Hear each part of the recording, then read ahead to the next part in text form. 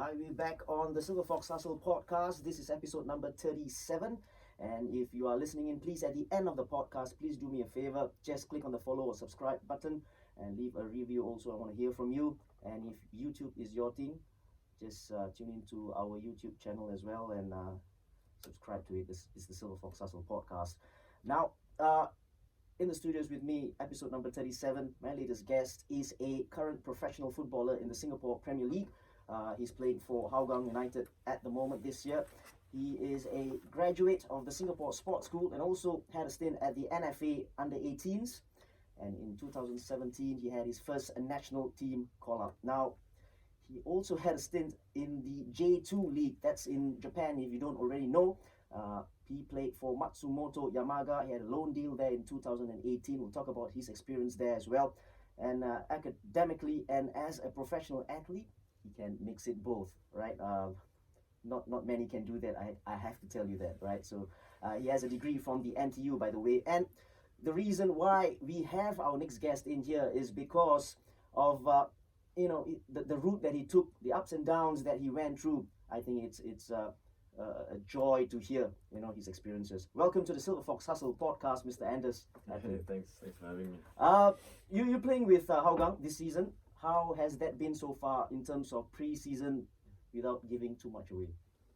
Pre-season is always a pain, literally a pain. Bitch. Yeah, if you can say that. But I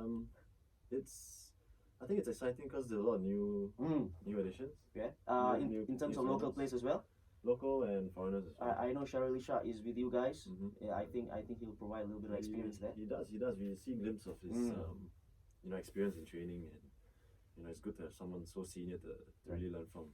Right. And how about the other local players? Are they the new ones coming in? Have they blended in well? Oh yeah. They're all a mixture of young, exciting players and experienced players like Kayon Izams, Right. From Geylang. From Geylang. Yeah. Afi Yunos is back. By the way, he scored the goal of the year, didn't he? Yeah. Right. Yeah. Right. Yeah. Good to have him with us. Great. And what is your personal goal for this season in terms of the league itself? Your personal goal. I would like to qualify once again for the AFC. We had a short stint which was cut short because of the pandemic last year, so a bit of unfinished business over there. Any team goals that has been spelled out in terms of I don't know, top 4, top 3, winning the league? No, nothing concrete, but obviously at the back of our minds we want to do better than last year, right? And push ourselves as far as we can go. Yeah. No concrete numbers has been spelled out for us yet. Always trying to be safe. Just before we move on, right? Just to warm up a little bit, right? I know you're a big Liverpool fan. Yes. What is happening to them this season, in your opinion? I know they just won 2 days ago in the Champions League. So what do you think, in your opinion, is wrong with your favorite club? Well, obviously they're facing an injury crisis. Yeah. And I mean, it's not easy. You're champions 1 year and then you're trying to defend your title the next year. It's never easy trying to defend the title. I think to win it is easier than to defend it. Yeah. Right. And I agree. Yeah? It's always difficult. Because everyone will be coming up against you. Right. Their game. And I'm an Arsenal fan, by the way, and I got to say, I don't know if it's true, if the calls for his head is really true. Klopp, I'm talking about Jurgen Klopp. I think it's pretty embarrassing. Yeah, I right? think it's ridiculous. And it's so degrading, right? So what do you think about that? Do you think that he has what it takes to bring them up? He does. I mean, I still keep the faith in Klopp. He's the last few years has been the most exciting. As a Liverpool fan, watching them since I was a kid. You've been through the Willie era and the Roy Hodgson era, and then Klopp is the man. Klopp is the man. You can't compare Roy and I know how you feel. That is. Yes. Now let's move on, right? And I think I spelled it out at the beginning. Your journey so far, in you talking about taking the route to being a professional footballer. It hasn't been easy, and it's gone the long way round, right? The one full circle and stuff like that, right?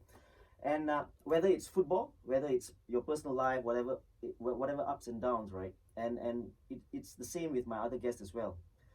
There's one thing that stands out with you in terms of getting back up on your feet and trying to head towards your goals, and that is, I would say, in my opinion, from judging from what I've seen, is a strong upbringing, a strong family unit, the family support, right? Am I right to say that? Yeah, absolutely. I think I'm very lucky to have a very supportive family. Yeah. Both my parents are sports people and they're educators. Yeah. Tell me more about your parents first, right? Mom and dad. Let's go. Mom and dad. For a long time they were at NTU. Okay. And they're both really, really into sports. Right. So my dad did chess and a bit of rugby in his younger days. Right. My mom represented Singapore at badminton, I think. The SEA Games? SEA Games quite a while back before this times. And both my brothers also were involved at the national level in their own respective fields. Tell me what field. So Chris is the middle one. He does chess. Okay. So he's represented Singapore at I think SEA Games, something like that. Chess. Right. The youngest one did softball. SEA Games as well. The SEA Games, which was held in Singapore. Right. Yeah. So very sporting family. Yeah. Very supportive. Has that helped you in terms of the sports part, right? And I'm pretty biased as well. I'm from the sports background as well. And do you think that has had an impact on you in terms of later on, or even now that you are, overcoming challenges and what have you? Has that played a part, the sports part and the upbringing part? I think especially I think when I was in JC, I think when the academic pressures were starting to build up, I think my parents had a discussion with my principal or something. And, Really? And the school's recommendation was for me to stop football. Really? And focus on my studies. And my parents outright rejected it and encouraged me to find a balance. And they disagree that you should leave one aside and do the other. Why did your school do that? Was it because of your grades? Yeah, my grades were under a bit of. They were falling quite a bit in my first year. Okay. That was when I was juggling the NFA as well as A levels. So it was quite a handful. And your parents said no. Yeah, my parents said no. I think they strongly believe that if you continue to dedicate your time to sport, as long as you manage your time properly, it has mutual benefits. I gotta take my hats out to your dad and your mom and listen. Not many parents will do that. Not many will do that. Many parents will just say, okay, quit, that's it. And I think they also know that it's not the sports that's bringing your grades down. Perhaps. It's not perhaps, my friend. It is the truth, right? And they're right, in terms of the time management and what have you. But seriously, like you said, JC is no joke, right? It's tough. You've got everything in. You got to do it in 2 years, right? So yeah, and hats off to you and your parents as well. And I got to say, right, I got to tell you this, right? This is a story, true life story. I did my very first commentary in football. My very first back in when was the YOG? 2010, right? 10, I think. That was my very first commentary, and the main commentator was your dad. Really? How was that? It was nervous. It was nerve wracking. My very first time, right? And yeah, that was my very first time with Mr. Nick. So, and listen, is he your greatest fan? Both of them. My mom gets a little bit crazy with the shouting and the waving of the banners. Okay. My dad's a bit more reserved. He's more analytical. He would watch the games. He'll replay my games. When you say banners, right? Literally banners. Like a scarf. Really? With your name on it. Yeah, there was I think the Ultra Eagles back in Geylang. They did a scarf with my name on it. That's nice. My mom was loving it. That's nice. The reason why I asked you that, right, about your dad, because I asked him yesterday. I had a chat with him. Right. And do you know about that? No, right? No, you didn't. Yeah. And it's supposed to be a secret, right? And I asked him about a few things about you, like he pulled out pictures. He gets very, very he pulled out excited. Yes, and he pulled out pictures, and he said he gets more excited than you do. Yeah. It gets a bit embarrassing for me sometimes. I'm like, Listen, it's okay. Yeah, you Wait know, till you dads. wait till you become a dad. But No, no, but seriously, right? I think that's great. You know, and he Mm. pulled out pictures. He was telling me about the best tackle you made ever. Yeah. Do you remember? I think it's the Taiwan. Yeah. Yeah, he enjoyed it. He enjoyed that, and he showed me the pictures as well. Yeah, brilliant, right? So yeah, I gotta say it's great. Now, we move on, right? Youth football, as you made your way up, how was your experience at the Singapore Sports School? Yours was the first batch, wasn't it? I was part of the pioneer batch. And who were with you in that batch? Players who are playing now?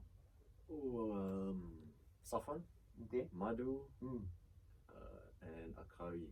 Okay. Kai just left. Which guy? The goalkeeper at Hougang. Right. Okay. So he was the last one who. So the So plus you, there's few of four. us remaining. Yeah. Only four. Safwan, Akari, Madhu. Yeah. Right. So how was your experience there? You know, first batch, being in the Singapore Sports School, everything's new to you, and how was that experience? It must have been great. Yeah, I enjoyed it. I mean, yeah, it's tough. You know, suddenly it's kind of like a regimented lifestyle. You know, you wake up at 6 in the morning, you train, you go to school, you do your studies, and you train again. But you're always with your mates, right? You're with your friends, basically 5 days a week. And yeah, you stay in, right? You live with them, you train with them. Yeah.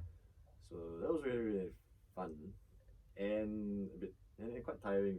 Did it teach you things for later on? You know, we talk about the dedication part. You gotta eat well and train well and what have you. Did that part of your life teach you lessons? Yeah, and especially the time management bit, because you know there's they really emphasize on striking a balance between both your like if our grades were struggling a bit, they would the coaches would put pressure on us to, you know. Who were your coaches then at Mr. Rajan and Ken. Rajan, who is at FA right now, and Ken is still there. Yeah, I think he's still there. He's a legend there in the Singapore Sports School, right? How was that? How was Ken and how was the coaching staff and stuff? Only two of them throughout your. We had a few. We had an English coach the first year, John Bilton, I think from Leeds. Right. And then Robert Verbeek came in, I think when I was 15 or 16, and he's Pim Verbeek's brother who used to coach the Australian World Cup team. Right. And he was a real disciplinarian. Seriously? He would What really... What would he do? If in his eyes you don't do your best in training, he would organize a special one-on-one session with you after. And it's like a nobody remedial. wanted to do that. It's like a remedial session. A few of us got it, and and the rest of us were like, so it's like basically like or was it like fitness based or very with the ball? Yeah, and he emphasized a lot on, you know, when you go in for tackle, you make sure you go in fully blooded. You never ever shy away from tackles. He demanded, you know, 100% all the time. Okay. And when you're, you know, 15, 14, sometimes you get a bit sloppy. Right. Yeah. I think that's a very good start. You need to learn that, right? Especially kids. And you talk about, I want to ask you this, right? Your playing style and your aggression and stuff like that. I'll get to it in a bit. But I think youngsters need to know as well at an early age that you train like you would in a game. Yeah, it's as simple as train that. as you Because play. if you don't do that, then it will roll on to the game, right? Exactly, yeah. You know, and I think that's a very good lesson. Now going back to your playing style, the aggression bit, right? Where did you get that from? I think along the years, I just, you know, sports school was one thing. Yeah. When I kind of fell through the cracks when my batch went on to the Young Lions, I went on to do national service. Yeah. You know, I still crave football, so I went on to join Sunday League teams. Okay. And Where they get a little bit rougher. the Cosmo League, and it gets really, really rough there. And you know, as a 18-year-old, you're like, you know, you're a skinny kid. Yeah. You know, everyone wants to chop you down. Yeah. So you toughen up then a bit. That's a good learning experience as well, because you talk about the NFLs. I miss the NFL. Seriously? Yeah. Why? It's a lot more rugged and kind of physical. You like that? Yeah. I enjoy getting stuck in. It's a good point, right? Because I was speaking to your coach from NTU as well, from SRC, Tiramu, right? And Right. Yeah. he was telling me that all the good things about you in terms of your aggression, listening to instructions and what have you, riling the team up as well, your own team because you were the captain and stuff like that with NTU and then obviously at SRC. But he also told me that could have uh, landed you in trouble sometimes. Oh, I did. I Yeah? did. Yeah. So he had to give you sometimes a pep talk, for example, right? So have you mellowed down in a way, or still there? I used to get into trouble a lot more with referees than I do now, I would say. But is that from tackles or is that from dissent? Because there's a difference. No, I don't. No, probably one or two for dissent, but usually it's just the tackles. yeah. And the thing I've got a bit of gripe against is sometimes people fall over too easily. Okay. Yes. And I they totally roll 5-6 rounds and then they moan and groan. Totally agree. And then that is really it's irritating. It's annoying, right? It It's is, annoying. yeah. And it's even more annoying when the referee doesn't see that, right? Yeah, and yeah. They are trying to get you carded. Yeah. It happens. Right. Yeah. Now we spoke about the sports school and stuff like that, right? How about the NFA football, right? Who were your coaches? Was it the late Salim and Clement. Clement, who is your current coach, right, at NFA? So how was that experience? I'm sure. In terms of the standards and what have you, I don't think there was much difference with the sports school and maybe a little bit. So how was the experience there? There was a continuation from Yeah. where we left off at the sports school. Yeah. I learned a lot from the two of them. Salim Salim and yeah. Clement, and Like what? one of the main reasons why I jumped over to Hougang last year Because of to link up with the two of them. right. Yeah. But what exactly did you learn from these guys? Because they have been in the game for a very long time, right? Yeah, they're very experienced. Some of the little tricks that a defender might need to pull out of the bag sometimes. Stuff you don't find it in textbooks, Right. Yeah. The little tricks that The little referees might not see or, Yeah. or might see. And speaking about the late Salim, I was with Gomba way back, and when I was a coaching staff there, and he was there, and you do pick up things from him. He's great. Have you seen him shoot from the halfway line? No. I've heard of his. He had a good. Even at that Shot. age, right? He could shoot from the halfway line, Yeah. and brilliant, right? So NFA, why did you fall off? Was it because of the studies part, or was it later on with the NS part? I think it was a bit of both. Yeah. Could you not cope? Is there any regrets in that sense? Like, no, I should have just. I was trying to try and do both. But I reached a certain point in time where I had to make a few sacrifices. Like I couldn't train as much, and when the studies were piling up towards the when the exams were near, Right. I had to request for some time off. Were you the only one at JC at the time? Could be actually, yeah. Yeah? And I think I was the first to enlist Or that batch? for national service. as Right. well. Right. And the unit I was in just didn't allow me to. This commando, right? Yeah. Was it a mono intake for you? As in Yeah. you went in straight into commandos, and at that point when you probably just enlisted, and even before that, right, at NFA, struggling with studies in the JC, did you think that that's it, Yeah. dream's over? The dream's over, because your dream, I know, I was listening to another podcast, your dream was to play for Liverpool, by the way. And obviously that was Long long gone. gone, but the dream of maybe playing in the SPL or the S League at that time. Right, it kind of Yeah, I thought that was it. Especially when I was, serving my NS. Yeah. I was enjoying my time there, but Yeah. I would, open the papers and you see Ah. Safwan doing very well, and you see Madhu doing very well, and you see your batch boys It's tough, doing isn't very it? well. Playing for the Lions 12, going Malaysia, and then Yeah. here I am, Yeah. playing in the Sunday League field somewhere.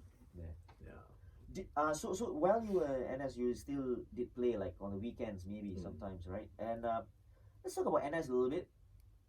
Mono intake, you had no choice, obviously, with the Commandos, but knowing, I don't know, I could be wrong, right? Knowing your mentality and stuff, you probably loved it. I loved it. Yeah.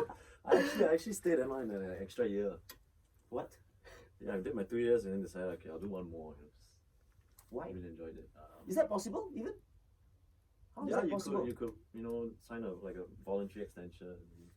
It's not signing on. I didn't sign on, but I stayed on for an extra year. To be an instructor, or what is it like? What was it? I was placed in charge of a junior batch. Okay. As the commander, and right. There's a yearly evaluation. Okay. And my initial ORD period, was like kind of coinciding with that training period. Okay. So I just felt it wasn't right if I were to just leave. So I thought I'll do another cycle with them and then we can end off together. Wow. At the time of our lives, and yeah. What, the last year? Yeah. Why? I'm struggling to. Obviously, I'm not an army person, right? And but obviously you needed to do that. But what was it about the army that you loved? Oh, I love. This is interesting. I love going to the field. I love. Gosh. I did airborne. I completed ranger course in that year. Yeah. What was that like, by the way? 65 days of pure hell. Yeah, that was tough. I actually my previous guest was also from the Ranger, and he was talking to me about it, and you guys just love the pain, don't you? It's like pain is just weakness leaving your body, right? That's what they say. Wow, great. That's a great quote, by the way, right? And so you at that time you thought that's it, gone, dreams over, and ORD, and you. Right, yeah. Yep, and straight got into it. What did you do in NTU in terms of the course? I studied business. Yeah, majored in marketing. Yeah, so you're a marketing person. I'm not a numbers person. Yeah, but marketing is more than that. It's not only about it's that's why I stayed away from the banking and finance stuff. Exactly. Accounting stuff. Exactly why I stayed away from that in the poly as well. I just did just did biz ad, a general one. It's pretty easy. So NTU came and you did have a good stint at NTU playing football there. You kept on the side as well, and obviously with I remember in my first year, the captain of the team was Shakir Sulaiman. Right. And I remember very clearly the crunch match against SIM, and what was the IVP? Zulfadli was their captain. IVP or is the I Sudik? think it's the Sunik. Yeah. So our captain was an Nestle player, Shaki, and their captain, and So both of them were in midfield, right? Okay. And those two were just battling with each other, and I was like, wow, I want to do this. Yeah, and that was right up your alley, man. Yeah, and in our second year, Gavin was our captain. Gavin Lee. Gavin Lee. Sorry. Gavin Lee, who's at Rovers now. Yeah. Yeah. So when he has a real football brain, even back then. Yeah. So I remember once in a while I'd ask him, hey Gav, what should I be doing? How can I be doing that? And he was very generous with his advice. Great. And look at him now; he's a head coach. And it fits that the role as well in terms you talking about the thinking footballer part, right? And I think not many can actually take that step up, and he showed it then. He showed it then, right? Yeah. Brilliant. Shout out to you, Gavin. I did a show with him as well on one of the earlier episodes. Yeah. And did you win the IVP? NTU? Was it 1 year, or you reached the finals or something like that? We got really close. I think we were up against Temasek Poly, who always wins. Who had half the squad in S League sides. They always have. Kasman was there. And we just came out a bit short. But Yeah, that was IVP. Yeah, I gotta say, right, because I coached the IT polite team, and then going up to the IVP, used to be, I assist the team. You always hated playing at you. Yeah, physical Yeah, side, right? yeah. Yeah. Because and the team talk is always like this. If you can't match them with the aggression part, you're gonna lose. As simple as that. That's the only thing you can say to the ITE boys, right? Because technically, I think, with no disrespect, right? I agree. Technically, the IT and the poly boys are better. And but you see, if you don't fight and match them with that, you're gonna lose any time of the day. You talk about all the talent in the world, and that's why I'm talking about you with the hustle and stuff like that. You got to give props to the NUS teams and the NTU teams. They know, but they go in hard. So you can't match them, you're gone, man. Right. So yeah, NTU and stuff like that. So tell me about the story of how the dream got rekindled. Right. So while I was at NTU, as you mentioned, Ramu was the head coach, and he was also in charge of the SRC side, who were playing in the NFL, and then he invited me to, join his NFL side. Okay. And that was quite early on, I think 2013 or 14. Okay. Played in NFL for a few years, and then which you loved. Which I loved, and I think there was a match against Yishun Sentec. Okay. I think, if I'm not wrong, and Noali was either playing for them or in charge of them. And which year was this? This must be 2015. Okay. Around there. Yeah. And he called me down for a trial at Bedok Stadium with Geylang. Yeah. And I remember getting a call. I was back in NTU in the hostel. Yeah. I like to say I was studying, but I got a call. I don't think so. And it made me like, wow, this thing can come back. So decided to go for it. Yeah. I gotta say, but why were you? In a bit you were surprised, right? In a bit you. But why were you surprised? Because I'm thinking you went through the sports school, NFA, and then you dropped out. Not because for the lack of talent and whatever, because of the situation and stuff like that. So why did you think that it was meant to be? Maybe I could try out maybe and get in easily, because the standards are already there. It's just that was it because of the 2 year or whatever? Yeah, I wasn't sure what that absence would do for like if you play against a school team or a Sunday league team compared to guys who have been training every day for years and years and years. You can't really gauge your own level. So there's a bit of apprehension but excitement at the same time. I was very lucky because most of the squad members that year were at Geylang when you went over. When I went over, they were back at the sports school when I was with them. So people like Shafiq Ghani and Stanley and Kasimi. Right. People I was familiar with. Back in the hood again. And just going back a little bit, right? You play for SRC. And not a lot of people know this. Who's your cousin? You have a famous cousin, right? I have a famous cousin, Tan Kim Leng. Tan Kim Leng is your cousin. Now, for those of you who don't know Tan Kim Leng, go and read up about him. Yes, go and read up about him. He was my teammate in 1997 when SF FC were running away with most of the the league titles and stuff like that during that era. And Tan Kim Leng was one of their most important players, playing out on the wings, the wing backs, and one of Vincent's favorite players. I gotta say this, right? Vincent Subramanian's favorite players, and Tan doing very well as well right now. Doing very, very well. And just we digress a little bit, right? So S League, Geylang, you got in first trial, easy peasy. Not easy peasy, but no, as in to get into the team. I don't know. I mean, I don't know what they saw. He saw some. I think he was drawn to aggression or something like he mentioned before. So your role basically was to be a defender, right? Yes. Have you ever played in a different position? I know you played a striker before. Back in the NFL days. NFL. NFL, Okay. yeah. Right, but besides that, you are And school and back in school. but you are a defender. Do you think that you are a defender? I'm an offensive defender. Wow, that's nicely put. Offensive defender, right? Good. Yeah. So you're a defender. You brought in to be a defender. So centre back, Centre back. right? So how was that first season with Geylang? Did you do well in your own opinion? Yeah, I would say I was happy with my performance that year. Yeah.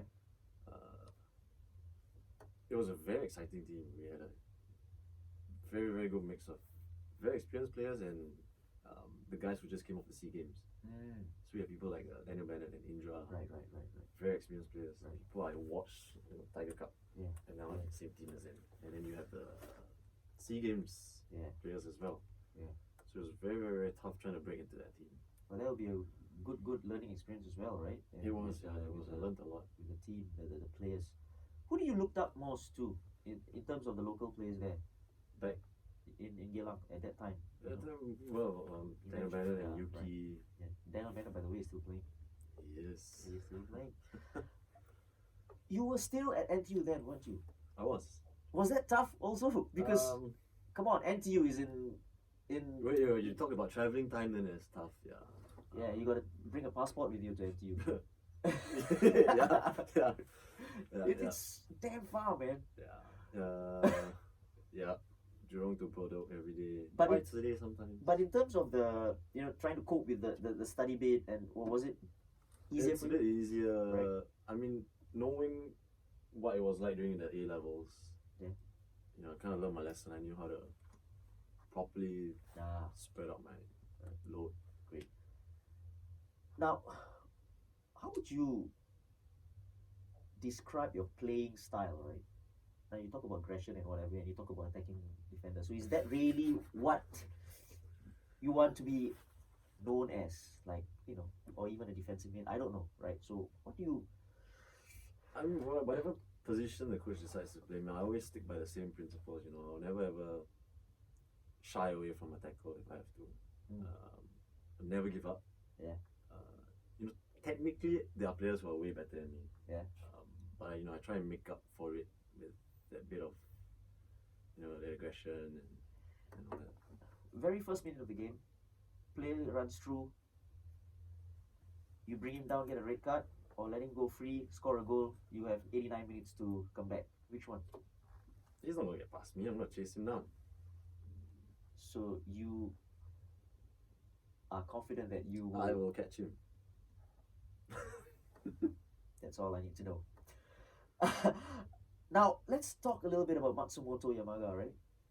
That happened in 2018. We skip a few years, right, and then we go to how did that deal come out? Because I know Matno Ali went over as well. He had a stint there as well, right? So how did this come about, and how was the experience there? It came because there was a partnership between Epson Geylang and Matsumoto Yamaga. Yeah. And the year before I went, Shawan and Gabriel went. Two of them went.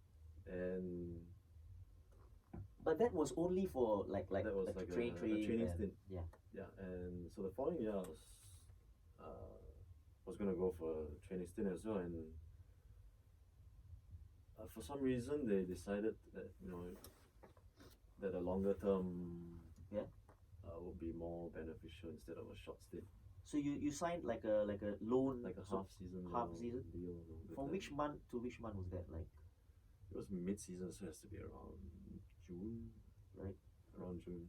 So you were registered to play in J2. Yes, I was registered. Yeah. Did you play in any games?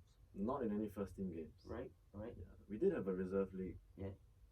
After every, okay, which was very competitive as well. Yeah. You hear about Japanese university teams. Yeah. Yeah, they're very good. So you played in those we reserve played league every. games, yeah. Yeah, that was a real eye opener for me. Tell me, Japan and the club, right? Let's not talk about Japan. Let's talk about the club itself. And we're talking about J2 team. not even in the J League, the J1 team, and what have you. And have done so many commentaries in the AFC Cup as well as the Asian Champions League. They're different class, aren't they? They're the real deal, you know. And you can just you see the Japanese players who are playing in the leagues overseas, right? And here, I look at Doi and Kaishu in training, and they're not. Just notice the quality and it's different, right? What is it, Anders? What is it? What's the difference? You tell me. You've been there. You train like I think more than any other player in Singapore who train, not even play in the team. What is it that's different? I think it could be down to a few things. They've got the resources. Okay. They've got a huge coaching team, right? And but the one thing that really struck me was the attention to detail that they have. You know, the coaching the sessions, right? It's down to very, very specific details. Give me an example. Like if you were to conduct a normal passing drill, you pass, they would emphasize on the weight of pass, the direction of pass, exactly which foot, exactly how long after you pass are you supposed to make your next move to open up. Every little thing is made known to you and drilled into you. And it doesn't stop there. Every session is recorded. Okay. And then the coaches will go back and then analyze, and then the next day, you know, they will tell you again, you know, this is where you did well, this is where you did wrong. Okay. And there's this constant drive to try and improve. I'm not saying we don't have that here, but they have the facilities, the resources to actually support that diet. You know, they have like meals after training. Well, you're not saying that. But I can beg to differ. I can say that we can do that. Take away the resources. Take away the brilliant pitches that they have, right? They have freaking 15 pitches per club and what have you. And a smooth surface, carpet grass. Yeah, and loads of things, right? Loads of things. Take away those resources. But I think at the end of the day, it boils down to the attitude of the individual, the people do things, right? So if you're talking about attention to detail, I think we can do that. We don't need the resources. We don't need the resources. But it helps. It's a big help help of if course. you have, you know, if you have 3 physios and 3 sports trainers. Right. Yeah. But even with those resources, do you think that we can do that in terms of the attention to detail part? That it's tough, you know. And I always go back and you take a look around, and it's got to do with the people, right? I think it has to do with your upbringing. Yeah. Great. At the sports school, we started when we were 13. Yes.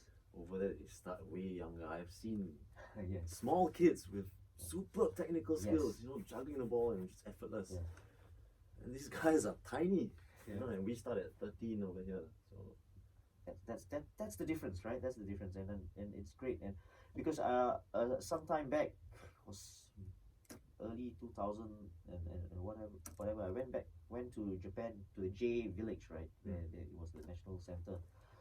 It's brilliant setup, man. You know, brilliant setup. Everything you want. Yeah, it's there. Again, you talk about resources there. They had it, but again, I always feel that the attitude has to be right. You know, whatever you do and stuff like that. So that's something that we have to learn from. You don't have to go far, right? Just take a bus or train station to Lakeside. Go over to Albirex train. No, seriously. Yeah. I've seen them train because I used to live nearby, and I used to go to the gym over there, and it's just overlooking the pitch, right? It's the same. Everything works like clockwork, right? After each session, go boom. The drinks are on the pitch with the rollers and what have you. You know, so everything moves in a way that they want. So you don't have to go far, right? So it's all about, I think, whether you want to do it or not. Yeah. Now, so that is Matsumoto. Did you think that you would have prolonged the deal, or you just they said okay, just you know? I don't know, whatever it was good. Yeah. It was a great experience. Yeah. I really learned a lot. Yeah. Now the move to Hougang, right? That was it last year? Last year was my first season. Yeah, the first season at Hougang. Yeah, moving back, right? It was a good opportunity because of the AFC Cup. right? Wasn't it? Yes, yes. How was that? I think you guys did play a few games in the group stages. We did. We played with Laos team, Myanmar team, and Ho Chi Minh. So what was the difference in terms of standard? Could you feel the standards? Oh, especially with Ho Chi Minh, they were quality side. Yeah. We played at Jalan Besar. I think we narrowly lost, but Yeah. gave them a good run for their money. Yeah. We beat the Laos team Oh, over away. there, away, and it was our first match. yeah. Yeah. I think I can recall doing one game. The AFC. I think it was overseas. I think it was that game, man. Mm. And how is the competition wise? How is that different from our league?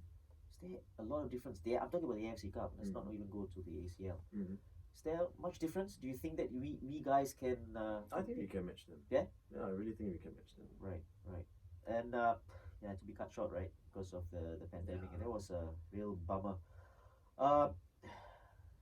2017 now, you just moved back, right? We're going back and forth. You had your first national call up, Yes. 2017. I think it was, yeah. How was that? Like, no, just think about it, right? Out in the wilderness for 2 or whatever years it could be, playing in the NFL, coming back in 2015, 2 years after that, you got your first national call up. How was that? The feeling that came. Yeah, I was very thrilled to get the call up, but it wasn't something that I was, specifically aiming for. You know, I didn't go to training. I'm like, okay, I want to play for it. It just came and yeah, I was kind of shocked, kind of surprised, very excited. Was it Sundram? Sundram, yeah, he Yeah? was the one who gave me my first cap. Yeah. Right. And your first cap was in 2018, right? Against the Maldives. Maldives, yeah. You came on At the sports hub, yeah. at the step. Came on and then got a yellow straight away. First tackle. First tackle. Really? Well, I think Sundram would say that that's what you were there for. Did you guys win? I think you guys won. We won, Yeah. So how was that first the experience like? You know, coming in Oh, with that was the national flag on your. dream come true, really. Yeah. Dream come true. No, best feeling ever, really. Yeah. You have 2 caps. Yes. 2 caps. Do you think you gunning for more? Do you think so? What happened after that? Like just fell off again, or are you still in the setup right now? Because We've not had an international match. Yeah. You know, because of what's going on with the pandemic. Yeah. There were a few call-ups Yeah. start of last year where we gathered the training. Okay. Gunning for more, fighting for Yeah. more Fingers caps, crossed, yeah. I've still got some juice in the tank. Because you've got the qualifiers, the World Cup qualifiers, and I've done all our matches. I've commented on all of those games. There's something different. Yes. There's something different in the Singapore team right now under the new coach. I feel that's my personal opinion. I don't know. You've been training under him. Have you been training under him? How has that been like? The same thing as what I mentioned, with how it was conducted in Okay. Matsumoto Yamaga. Yeah. The attention to detail. You come in, you start every training with a focus on what you want to do, what you want to achieve. Yeah. And I think the players really learn a lot from him. Yeah. Yeah. And he encourages us to be daring and Yeah. the ball. And I'm also we've always talked about our national team going to places and then trying to defend very deep and parking the bus and parking 3-4 buses and what have you. Listen, there are many ways to skin a cat, right? Yeah. And it's okay to park the bus. It's okay. It's fine. It's not like it's wrong. There's no right or wrongs, right? Yeah. If you win the game or you draw the game, so be it, right? But that has been the criticism in the past. But right now, when I was doing the games, and there is you can see the method, right? It's not only like parking the bus that you are trying to play out from the back. And even while trying to play out the back, you do manage to succeed, right? So I think that has been a refreshing thing as well for the Singapore national side. So you guys must be very, very lucky or happy that he's been contracted again, right? And as he signed a new contract. Yes, he's staying until Great. 22, is it? That's great. let's go to a dark place. Right. Yeah, and it's not something that we would love to talk about or whatever, but I think that it's good that we share or you share, and so that people at home know and understand, especially the mental part, the mental wellness part, right?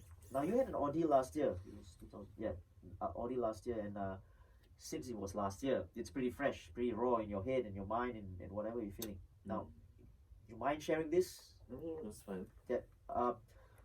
Firstly, what happened in a nutshell? Don't have to go through because that's not the point. The point is how you cope with it, right? So, in a nutshell, what happened? Well, long story short, I got married to someone I dated for 6 years. Right. And I was very close to. Right. And that lasted 4 or 5 days. Long story short, it lasted 4 or 5 days. Right. So that was December 2019. Ah, okay. Right. And she flew off on New Year's Day. And that was it. Flew off. She went off to India to do a yoga retreat or something. Right. Halfway through, decided, marriage isn't a thing. Okay. Prefer to have someone else. Right. And it was a very, very, very tough, dark time for me personally. And yeah. Like, I can't imagine that. I don't think anyone, any listeners listening to this right now can understand that, right? But yeah, so that happened in late 2019 and obviously carrying on into 2020.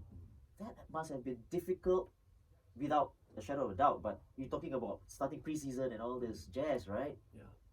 And playing football and what have you. How did you cope with that initial stages with preseason and stuff? It was a real struggle, and I really did my best to keep my personal and my professional life separate. But sometimes it just affects you. The sleepless nights will affect how you perform in training. Of course. And it was crazy tough. It was mad. Preseason was crazy. Yeah. And I think there was one session which I think I lost it. I think Stipe was gonna take a shot or something, and I just dived head first into it. Just complete disregard for my own safety. Dived? Just blocked it with my face. Okay. So Clement noticed. Yeah.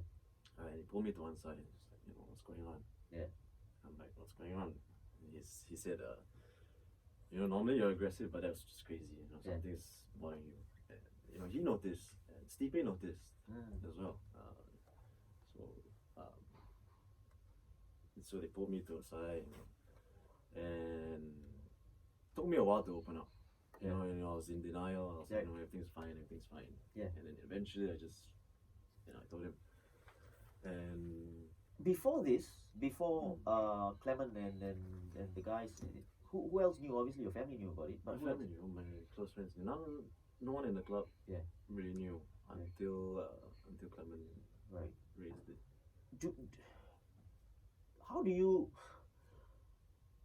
you classify this? Is this depression? Onset of depression? What is I it? was not diagnosed. I was told to seek professional help. Okay. So Clement spoke to me and he said, you need to get help. Yeah. But we know the lockdown happened. Oh, yeah. Which could have been a good thing. It's all of a sudden I had time to, just think and be away from people. It could be the other way around as well, right? You could because go if crazy you're as on well. your own, it's worse. Yeah, so treading on thin ice there. Right. But, I remember when we went off for the AFC. Yeah. The first match. And it was after quite a while of hard intensive training, and we were really focused on doing it. And it was our debut game, right? Hougang, as a club, it was our first AFC game, and we won the game. Yeah. Right, and everyone was celebratory mood. Everyone was going back to the hotel. Right. And I remember just going straight up to my room, bawling my eyes out, just feeling lost.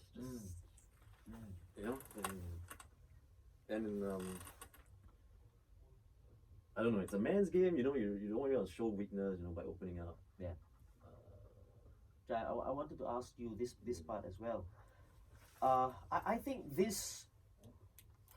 I don't want to call it depression, right? It could be something else, you know, moving into depression. But the mental part, right? It can happen to anyone. Yeah. It can happen to someone, but you don't even know that's happening. You wouldn't know. You wouldn't know, right? Yeah. How do you diagnose yourself, right? It's like, you know, so that's the thing. But for athletes, right? Do you think that they are more? I I don't think know. there's some sort of expectation on them. To be I think that's the You word, know, right? The expectations to be strong, to be because you are resilient. a pro athlete and all this jazz, right? You're expected to separate your personal life.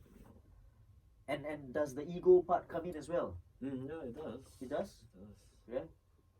So what made you made you like obviously Clement, great job there, Clement, right? Taking the first step and the club itself taking the first step, right? Family support, how strong was that? It must have been. I mean, it was tough for my folks as well. Yeah. You know, because obviously they were very close to the ex. And that was another struggle for me. Like I knew I could count on my parents for support. You know, I knew I could always count on them. But at the same time, every time I went home, you kind of like you feel the pain that they're feeling. You know. Yeah. So that was tough.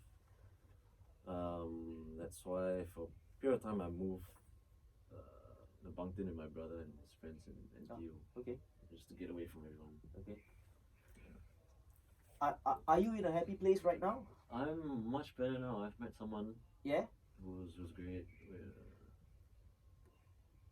Is that thing running into in your head at the back of your mind, or is just with all the support that you've had, right?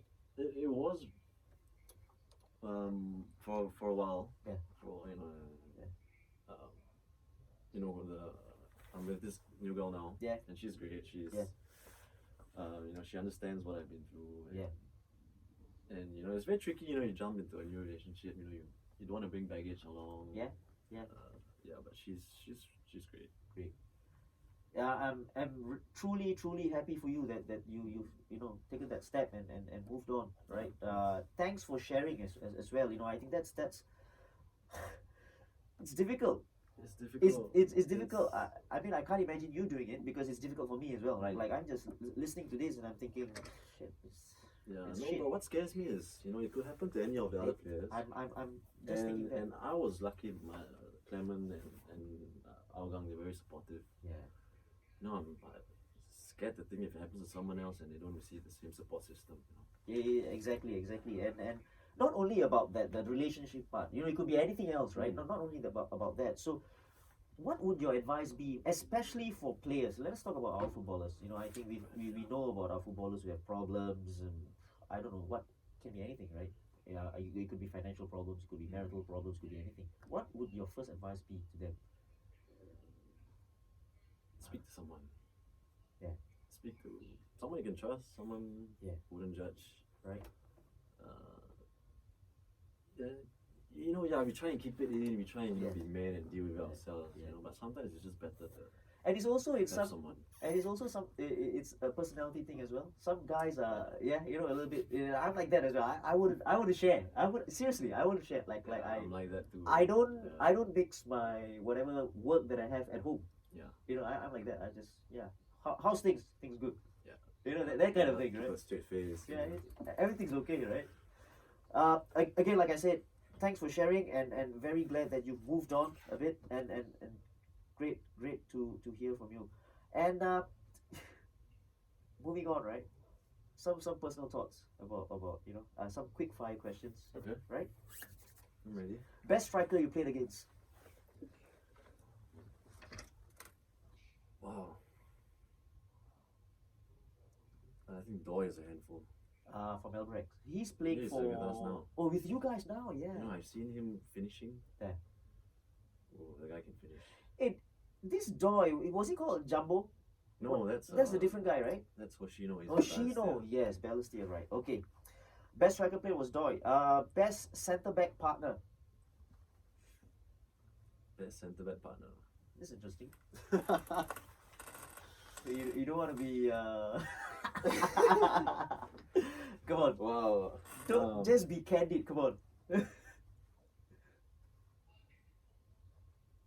I'm not gonna say Lionel because of his pants. I'm gonna say Yuki Chikawa. Because of his what? The pants. Ah. I can't deal with his pants. The short ones. Yeah. The John that's Barnes him. shorts. That's him. Yeah. Yeah. Oh, anyway, what's with that? I don't know. You ask him. He says it's cooling. Cooling to what? The Airy, balls. airy.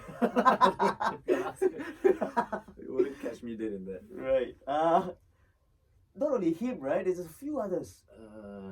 Zach used to do it. The two of them used to do it. Okay, now we know they like to air their balls. Best goalkeeper you played with?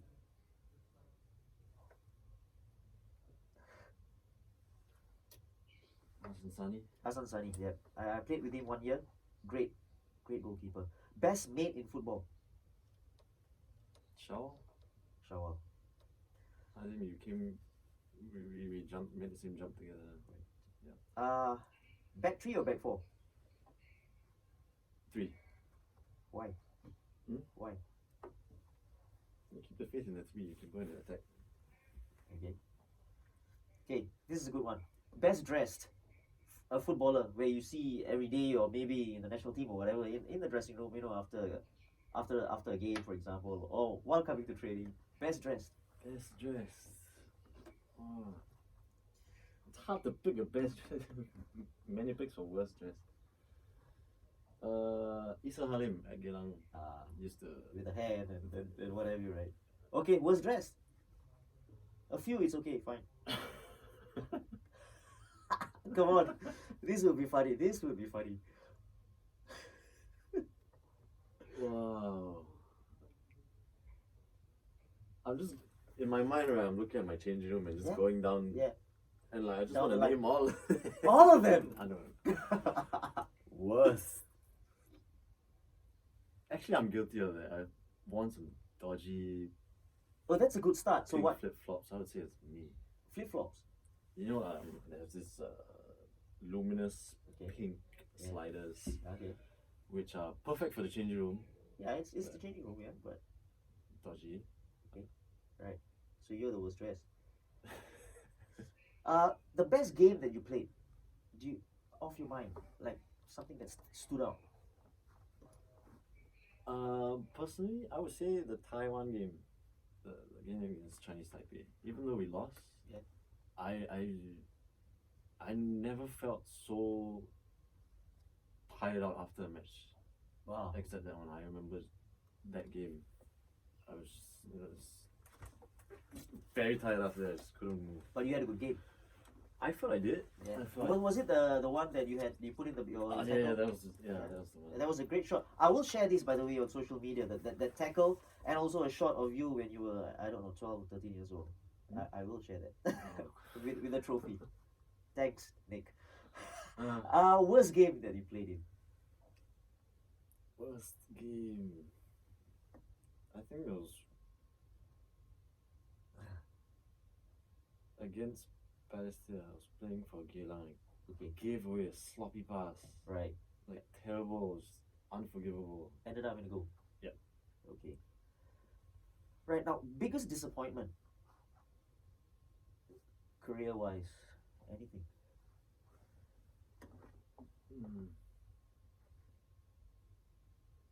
I think not making the call up. Was it 2 years ago? 4. I can't remember what it was. Qualifiers or something. The World Cup qualifiers. I think it was, yeah. When they went off to play Saudi. Okay, it was the World Cup qualifiers. Yeah, I think that was it. You did not make the final. Yeah, I 18. wasn't No? called up for that. Okay. Your biggest regret? You could. My biggest regret in football? Yeah. No regrets. No regrets. Nothing I can Yeah. point a finger to. I think no regrets. No. Now, where do you see yourself in 5 years down the road? Your ambition professionally, personally?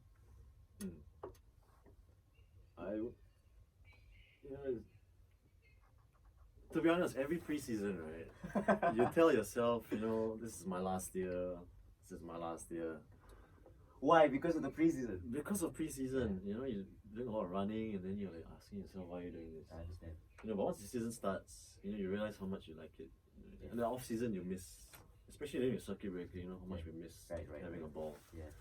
So 5 years, I hope I'll still be playing. Yeah. Any like personal goal like maybe win another 10 caps for Singapore. Maybe get a deal somewhere in Thailand, Malaysia. I don't know. No, I would like to win the league. Yeah. That was. I think when I first made my S League debut, I set myself a target. Eventually, I want to win the title. Yeah. Nice. Any advice for youngsters who are going through the same issues that you were in terms of, The academics. Yeah, JC for example, anyone who's studying in the JC or even the poly, and it is tough because different people can handle it, or different people handle things differently. But any advice for them who's trying to struggle and trying to balance both out, and I mean not many people will have parents like you who support the football part or the sports part. Any advice for them? It's possible. Don't give up. Stick to it. Yeah. And I would say, just do your best. If you fall short, at least you've done your best. Yeah. But it is possible to actually do both. Studies in soccer. Because you are one example of that. Because things fell off. You fell off the radar a little bit, and then but you still managed to, get up and running, and even with your personal life, you're getting up and running, and it's not the end, right? It's not the end. Yeah. It's there's always. Just And keep moving. yeah, and I also like to say this, right? For you moving on in your personal life, I also believe it's something that and everything happens for a reason. Yep. Everything happens for a reason. It does. And like I said, in 5 years, I tell you, you think back and say, yeah, that this is for the better, right? Yeah. So again, thank you so much for Thanks. being a spot on the Silverfox Hustle podcast. You were asking why is it Silverfox, and I can see the silver. you don't see the fox. I Fine. don't see the fox. Again, Anders, thank you very much. I Thank think you, you've been thank you, inspiring. I'm sure listeners who are listening to this, you will be inspired by this because it's not only about the successes, it's about the ups and downs and how you overcome them. And just like my favorite show, Rocky, right? He always gets up, no matter what, right? So thank you again. Now, at the end of the podcast, if you're listening to this, please click on the follow or subscribe button and leave a review. Also, I want to hear from you. And again, like I said at the beginning, if you are on YouTube as well, subscribe to the channel. It's the Silverfox Hustle podcast, right? So till the next episode number 38. This has been Anders Aplin. The hustle beats talent when talent doesn't hustle. Cheers.